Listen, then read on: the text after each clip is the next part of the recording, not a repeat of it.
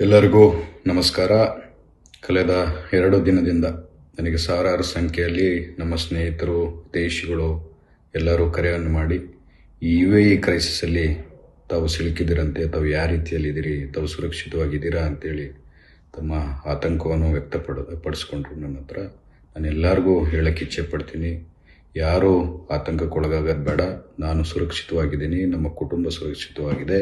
ಅದರ ಜೊತೆಗೆ ಬಳ್ಳಾರಿಯಿಂದ ಏನು 35 ಜನ ದುಬೈ ಪ್ರವಾಸಕ್ಕೆ ಬಂದಿದ್ರು ಅವರೆಲ್ಲರೂ ಸುರಕ್ಷಿತವಾಗಿದ್ದಾರೆ, ನಮ್ಮ ಕಾಂಟ್ಯಾಕ್ಟಲ್ಲಿದ್ದಾರೆ. ಅವ್ರಿಗೆಲ್ಲರಿಗೂ ನಿರಂತರವಾಗಿ ಕಾಂಟ್ಯಾಕ್ಟನ್ನು ಮಾಡಿಕೊಂಡು ಅವ್ರಿಗೆ ಏನೇನು ವ್ಯವಸ್ಥೆಗಳು ಬೇಕು ಎಲ್ಲವನ್ನು ಮಾಡಿದ್ದೀವಿ.